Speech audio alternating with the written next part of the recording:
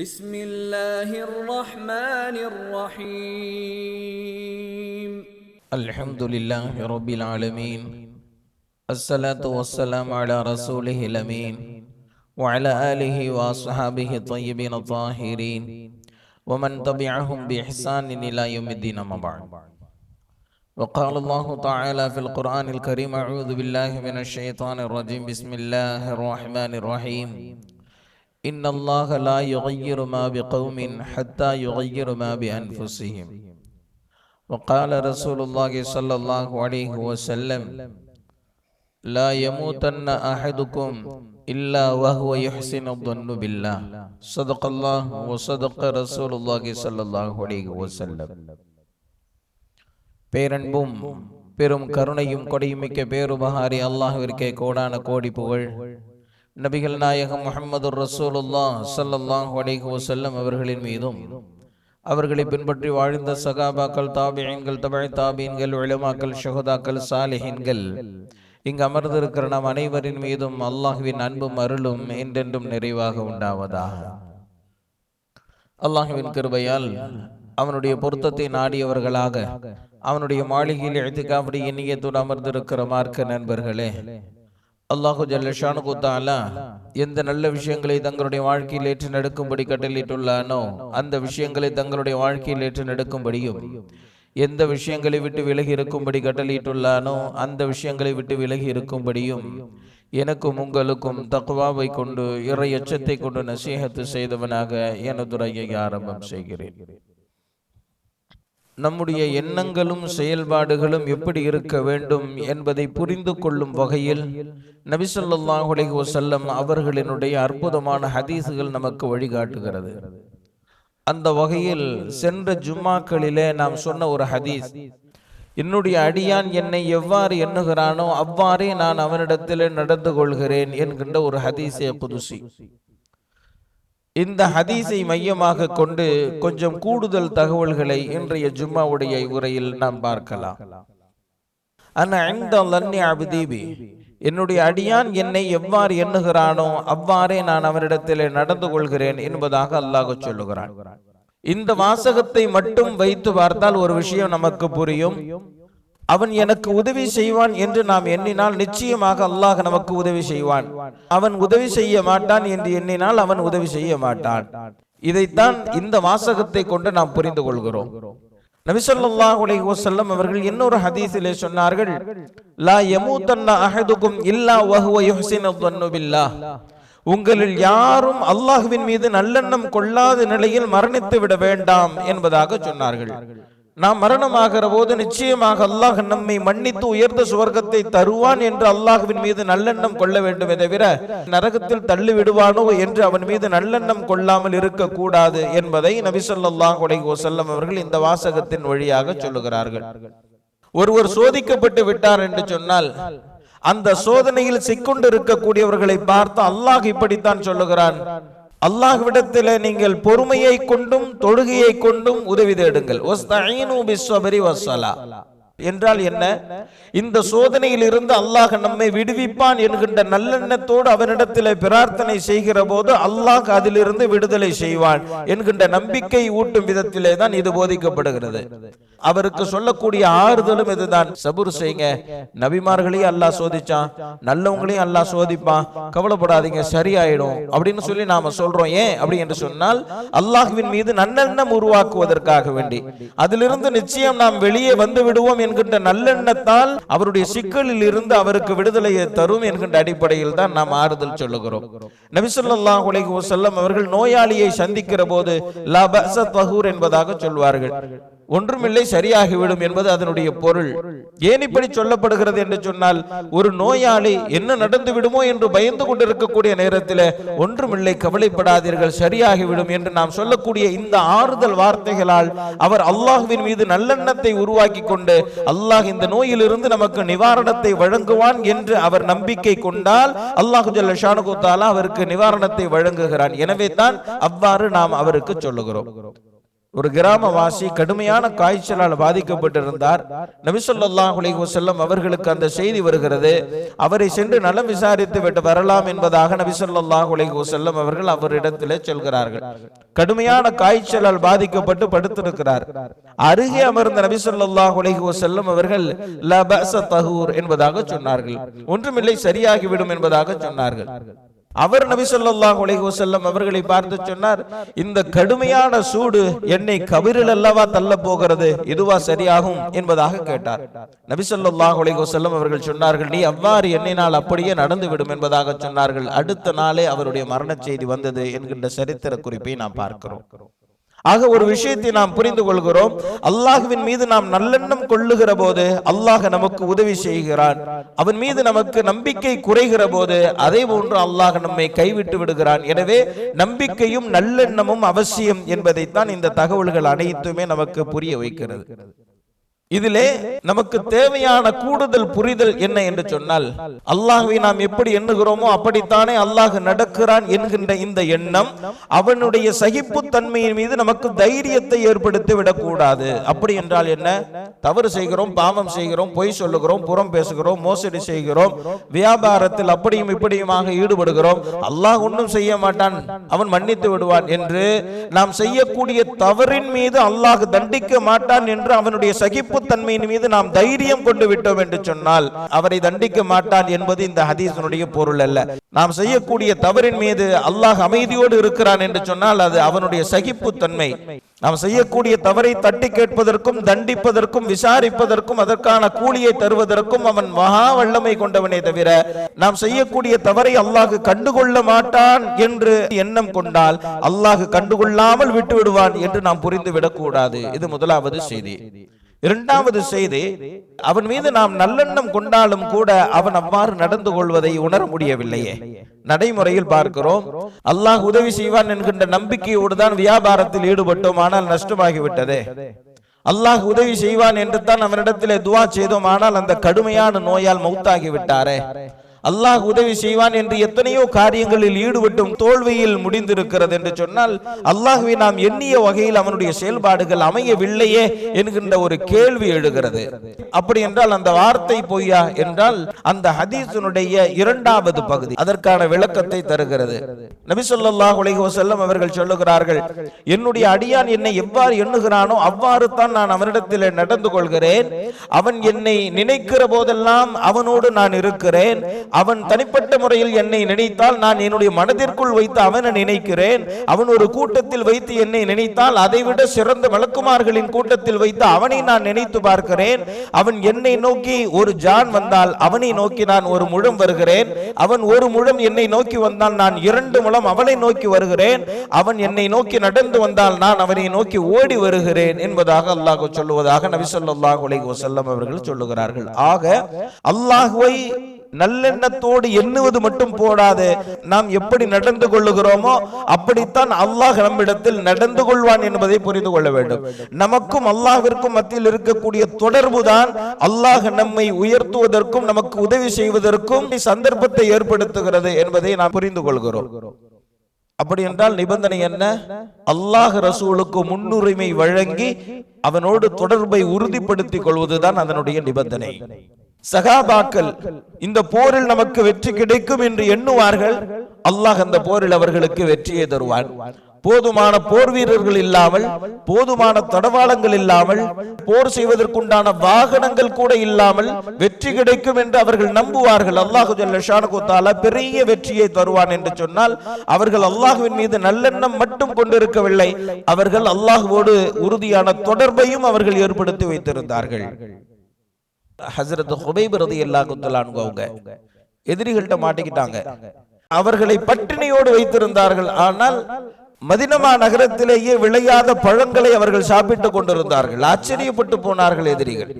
உங்களுடைய இடத்தில் முஹம்மது இருப்பதை நீ விரும்புவாயா என்பதாக அப்போது ஹஜ்ரத் ஹுபைப் ரலியல்லாஹு தஆலா அவர்கள் சொல்லுவார்கள், என்னுடைய உயிருக்கு பகரமாக நபி ஸல்லல்லாஹு அலைஹி வஸல்லம் அவர்களின் மீது ஒரு முள் குத்துவதை கூட நான் விரும்ப மாட்டேன் என்பதாக சொன்னார்கள். ஹஜ்ரத் ஹுபைப் ரலியல்லாஹு தஆலா அவர்களை கொலை செய்து அவர்களினுடைய உடலை சின்னாபின்னப்படுத்த வேண்டும் என்கின்ற திட்டத்தில் விலங்கிட்டு வைத்திருக்கிறார்கள். அல்லாஹ்வின் மீது அவர்கள் வைத்திருந்த நம்பிக்கையும் நபி ஸல்லல்லாஹு அலைஹி வஸல்லம் அவர்களின் மீது அவர்கள் வைத்திருந்த அலாதியான அன்பும் அவர்களின் எண்ணத்தை பிரதிபலிக்கக்கூடியதாக இருந்தது.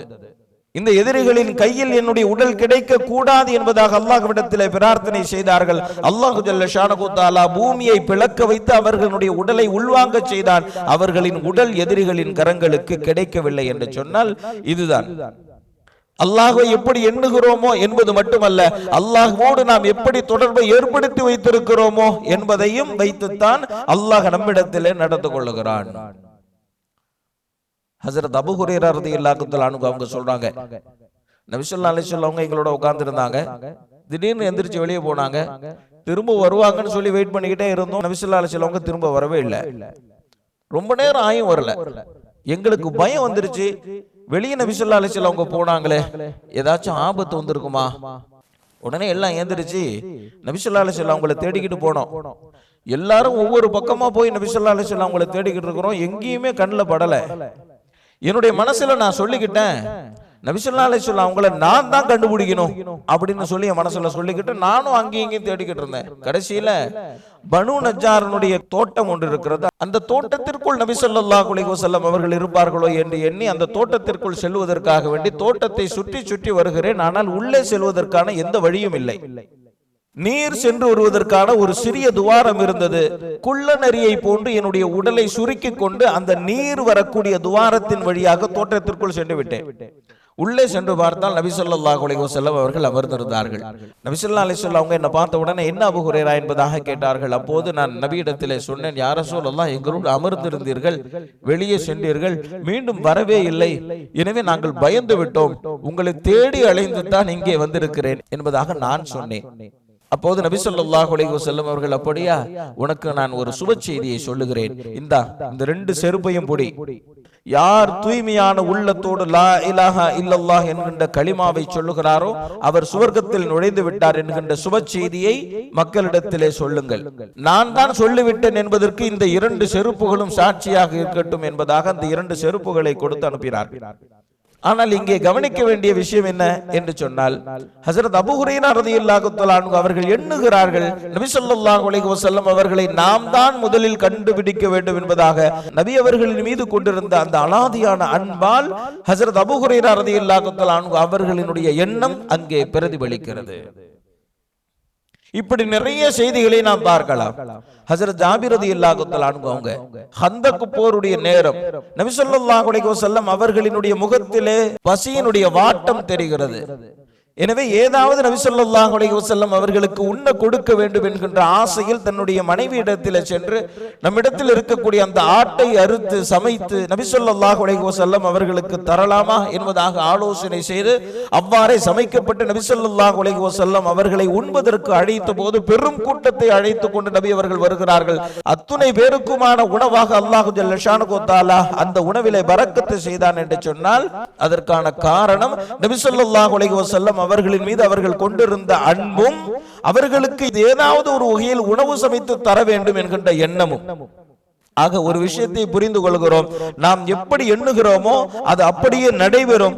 எப்போது என்று சொன்னால் அல்லாஹ்வோடு நாம் எப்படி தொடர்பை ஏற்படுத்தி வைத்திருக்கிறோமோ அப்படித்தான் அல்லாஹ் நம்மிடத்திலே நடந்து கொள்கிறான்.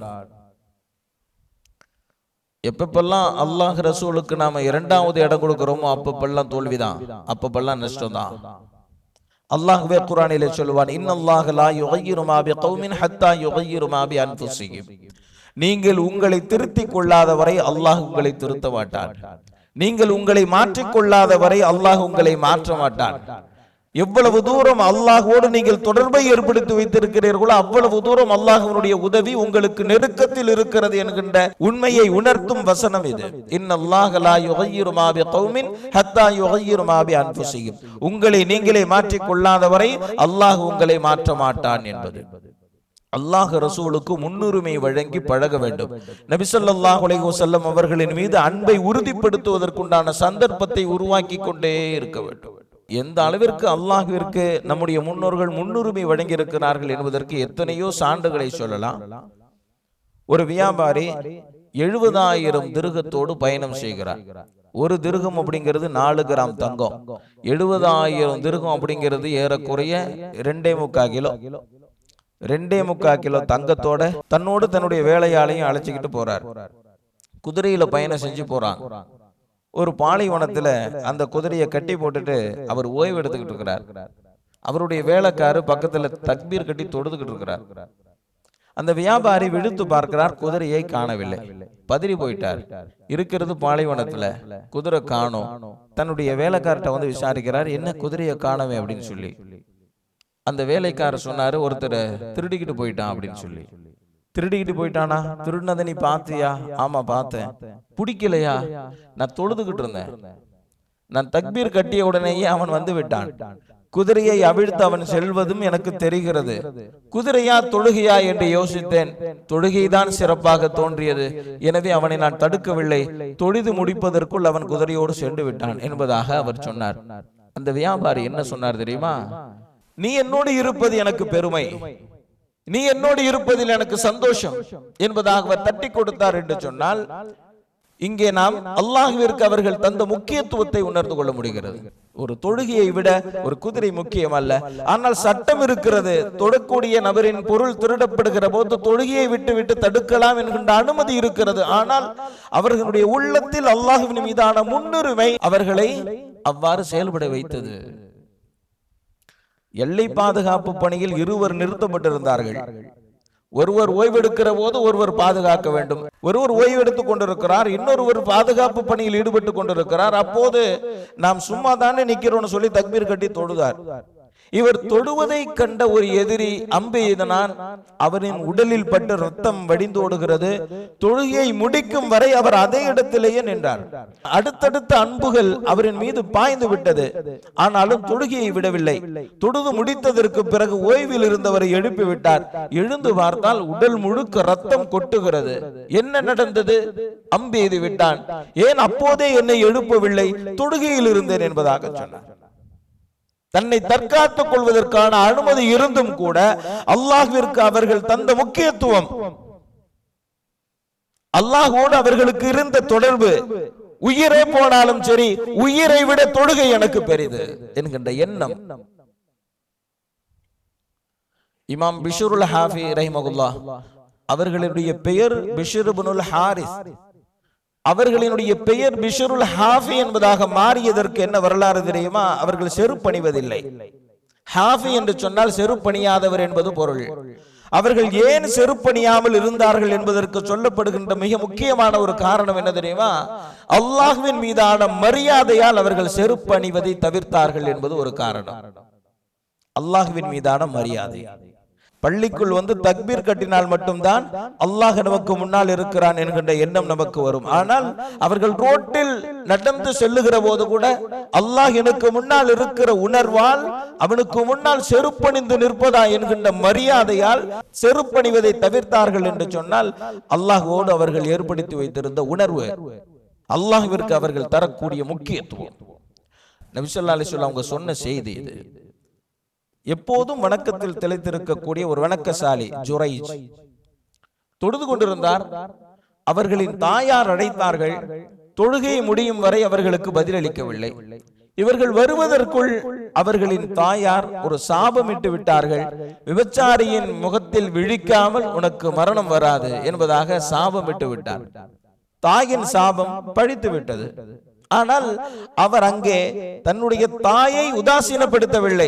அல்லாஹ்விற்கு முக்கியத்துவம் தந்த காரணத்தினால், வணக்கத்தில் ஈடுபட்ட காரணத்தினால் அவரின் தாயின் வார்த்தைக்கு பதிலளிக்கவில்லையே தவிர உதாசீனப்படுத்தவில்லை. என்றாலும் கூட தாயின் சாபம் பழித்து விட்டது. ஆனால் அவர்கள் அல்லாஹ்விற்கு தந்த முக்கியத்துவத்தால் அல்லாஹ் என்ன செய்தான் தெரியுமா? ஒரு பெண்மணி வந்தால், கையில் ஒரு குழந்தையோடு வந்தால், இந்த குழந்தையினுடைய தந்தை இவர்தான் என்பதாக சொன்னால், எனவே மக்கள் கோபப்பட்டார்கள், கொதித்தெழுந்தார்கள். அவர்கள் வணக்கம் புரிந்த கூடாரத்தை தகர்த்தெறிந்தார்கள், அவர்களையும் அடித்து விட்டார்கள். இப்படிப்பட்ட நிர்கதியான நிலையில் யா அல்லாஹ் எனக்கா இப்படி ஒரு நிலை என்பதாக அல்லாஹ்விடத்திலே கோரிக்கை வைக்கிறார். அல்லாஹ் ஜல்ல ஷானுஹு வ தஆலா அல்லாஹ்விற்கு அவர்கள் தந்த முக்கியத்துவத்தால் அல்லாஹ் தன்னுடைய உதவியை உடனே செய்தான். அந்த குழந்தை பேசியது. உண்மையில் இதற்கு காரணம் இவர்கள் அல்ல, ஒரு ஆட்டிடையன் என்பதாக அந்த குழந்தை உண்மையை உரைத்தது. மக்கள் எல்லாம் ஆச்சரியப்பட்டார்கள். அந்த வணக்கசாலியினுடைய அந்தஸ்தை புரிந்து கொண்டார்கள். நாங்கள் எந்த கூடாரத்தை தகர்த்தோமோ அந்த கூடாரத்தை தங்கத்தால் கட்டி தருகிறோம் என்பதாக சொன்னார். இது ஒரு வரலாறு. அவர்கள் அல்லாஹ்விற்கு தந்த முக்கியத்துவத்தால் அவர்கள் சோதனைக்கு உள்ளாக்கப்படுகிற நேரத்திலே அல்லாஹ் உதவி செய்தான் என்பதற்கு அற்புதமான சான்று. அல்லாஹ்வோடு நமக்கு இருக்கும் அந்த தொடர்பும், நபி ஸல்லல்லாஹு அலைஹி வஸல்லம் அவர்களின் மீது நாம் ஏற்படுத்தி வைத்திருக்கக்கூடிய அந்த தொடர்பும் தான் நாம் இந்த உலகத்திலே சோதிக்கப்படுகிற நேரத்தில் அல்லாஹ் உதவி செய்வதற்கு சந்தர்ப்பத்தை ஏற்படுத்தும். ஹஜரத் அபு அய்யூப் அல் அன்சாரி ரலியல்லாஹு தஆலா அன்ஹு நபி ஸல்லல்லாஹு அலைஹி வஸல்லம் அவங்களுடைய வீட்டுல தானே தங்குனாங்க. அவங்களுடைய மாடியில போய் நீங்க தங்குங்கன்னு சொல்லி சொன்னாங்க. மாடியில நீங்க தங்குங்க. நபி ஸல்லல்லாஹு அலைஹி வஸல்லம் அவங்க சொன்னாங்க, இல்ல நீங்க மாடிக்கு போயிருங்க, நான் கீழே தங்கிக்கிறேன், அப்பதான் தோழர்கள் வந்து சந்தித்து செல்வதற்கு வசதியாக இருக்கும் அப்படின்னு சொல்லி சொன்னாங்க. ஹஜரத் அபு அய்யூப் அல் அன்சாரி ரலியல்லாஹு தஆலா அன்ஹு அவங்க அப்படியா சரி என்று சொல்லி கீழே தங்க வச்சுட்டு இவங்க தன்னுடைய மனைவி அழைச்சிக்கிட்டு மேல போயிட்டாங்க. அவர்களுக்கு ஒரே சங்கடம். நபி அவர்கள் கீழே இருக்கிற போது நம்முடைய பாதங்கள் மேல் தளத்திலா என்று அவர்களுக்கு அங்கே இருக்க முடியவில்லை. ஒரு நாள் இரவு அவர்கள் சேமித்து வைத்திருந்த தண்ணீர் தோல்பை அது கிழிந்து தண்ணீர் அங்கும் எங்குமாக அப்படியே ஓடுகிறது. ஹஜரத் அபு அய்யூப் அல் அன்சாரி ரலியல்லாஹு தஆலா அன்ஹு அவங்க சொல்றாங்க, அந்த தண்ணீர் சொட்டி நபி ஸல்லல்லாஹு அலைஹி வஸல்லம் அவர்களின் தூக்கத்தை கெடுத்து விடுமோ என்று நானும் என்னுடைய மனைவியும் பயந்து விட்டோம். எங்களிடத்தில் ஒரே ஒரு போர்வை தான் இருந்தது போர்த்திக் கொள்வதற்கு. ஆனால் நபி அவர்களின் மீது ஒரு சொட்டு தண்ணீரும் பட்டுவிடக் கூடாது என்பதற்காக வேண்டி அந்த போர்வையை வைத்து அந்த தண்ணீரை உறிஞ்சி நாங்கள் அந்த தண்ணீர் சொட்டாமல் பார்த்து கொண்டோம். இரவு முழுக்க நாங்கள் தூங்கவில்லை. விடிந்தது. நபி ஸல்லல்லாஹு அலைஹி வஸல்லம் அவர்களிடத்தில் வந்து, யா ரசூலல்லாஹ், தாங்களே மேலே இருந்து கொள்ளுங்கள், எங்களுக்கு மேலே இருப்பதற்கு சங்கடமாக இருக்கிறது என்பதாக சொன்னோம். சரி என்பதாக நபி ஸல்லல்லாஹு அலைஹி வஸல்லம் அவர்கள் மேலே சென்று விட்டார்கள். அவர்கள் சாப்பிட்டு முடிக்கும் வரை நாங்கள் சாப்பிட மாட்டோம். எப்படி சாப்பிடுகிறார்கள், எதை சாப்பிடுகிறார்கள் என்பதை நாங்கள் கவனித்துக் கொண்டே இருப்போம். ஒரு முறை அவர்களுக்கு சமைத்து தந்தோம். நபி ஸல்லல்லாஹு அலைஹி வஸல்லம் அவர்கள் அந்த சாப்பாட்டை திருப்பி அனுப்பிவிட்டார்கள். நபி அவர்களுக்கு பிடிக்கவில்லையோ என்பதாக பதறி போனோம். நபி அவர்களிடத்தில் சென்று, யா ரசூலல்லாஹ், இந்த உணவு பிடிக்கவில்லையா என்பதாக கேட்டோம். நபி அவர்கள் சொன்னார்கள், இல்லை, இதில் நீங்கள் பச்சை பூண்டை பயன்படுத்தி இருக்கிறீர்கள், மலக்குமார்கள் என்னிடத்தில் வந்து செல்கிறார்கள், எனவே தான் நான் சாப்பிடவில்லை என்பதாக சொன்னார்கள். யா ரசூலல்லாஹ், பச்சை பூண்டை உண்பதை அல்லாஹ் தடுத்து விட்டானா என்பதாக கேட்டோம். இல்லை, உங்களுக்கு தடுக்கவில்லை, என்னிடத்தில் மலக்குமார்கள் வருகிற காரணத்தினால் நான் உண்பதில்லை என்பதாக சொன்னார்கள். ஹஜரத் அபு அய்யூப் அல் அன்சாரி ரலியல்லாஹு தஆலா அன்ஹு அவர்கள் சொல்லுகிறார்கள், நபி ஸல்லல்லாஹு அலைஹி வஸல்லம் அவர்கள் எந்த நாள் பச்சை பூண்டை சாப்பிட மாட்டேன் என்று சொன்னார்களோ அது முதல் என்னுடைய குடும்பமும் சாப்பிட்டதில்லை என்பதாக சொல்கிறார்கள். நபி ஸல்லல்லாஹு அலைஹி வஸல்லம் அவர்களின் மீது அவர்கள் வைத்திருந்த அன்பினுடைய வெளிப்பாடு இது. அல்லாஹ்வோடு அவர்கள் ஏற்படுத்தி வைத்திருந்த தொடர்பினுடைய உறுதிப்பாடு அது. அவர்கள் என்ன எண்ணினாலும் அல்லாஹ் அதை அப்படியே செயல்படுத்தி கொடுப்பான். அல்லாஹ் உதவுவான் என்பார்கள், உதவுவான். அல்லாஹ் உணவு தருவான் என்று எண்ணுவார்கள், உணவு தருவான். போரில் வெற்றி தருவான் என்று எண்ணுவார்கள், அல்லாஹ் வெற்றியை தருவான். ஆக அல்லாஹ்வை நாம் எப்படி எண்ணுகிறோமோ அப்படி அல்லாஹ் நடந்து கொள்ள வேண்டும் என்று சொன்னால் அதற்கு ஒரு நிபந்தனை இருக்கிறது. அந்த நிபந்தனை அல்லாஹ்வோடு நம்முடைய தொடர்பு எப்படி இருக்கிறது என்பதை பொறுத்தே அல்லாஹ் நம்மிடத்தில் அப்படி நடந்து கொள்கிறான். நபி ஸல்லல்லாஹு அலைஹி வஸல்லம் அவர்களின் மீதான அன்பு எப்படி இருக்கிறது என்பதை பொறுத்தே அல்லாஹ் நம்மோடு நடந்து கொள்கிறான் என்கின்ற நிபந்தனையோடு இந்த ஹதீஸை நாம் புரிந்து கொள்ள வேண்டும். அல்லாஹ் ஜல்ல ஷானுஹு வ தஆலா சுபிட்சமான வாழ்க்கை வாழ்வதற்கான சந்தர்ப்பத்தை நமக்கு ஏற்படுத்தி தந்தருள்வானாக. வ ஆகிரு தஅவானா அல்ஹம்துலில்லாஹி ரப்பில் ஆலமீன். அஸ்ஸலாமு அலைக்கும் வ ரஹ்மத்துல்லாஹி வ பரகாத்துஹு. பள்ளிவாசலின் பராமரிப்பிற்காக வேண்டிய தாராளமாக உதவி செய்யுங்கள். அல்லாஹ் ஜல்ல ஷானுஹு வ தஆலா நாம் செய்யக்கூடிய உதவிகளுக்கு நிரப்பமான நற்கூலியை வழங்குவானாக. ஹபீபல்லாஹ் ரசூலல்லாஹ் இமாமல் முர்சலீன். ஹபீபல்லாஹ் ரசூலல்லாஹ் இமாமல் முர்சலீன். ஹபீபல்லாஹ் ரசூலல்லாஹ் இமாமல் முர்சலீன்.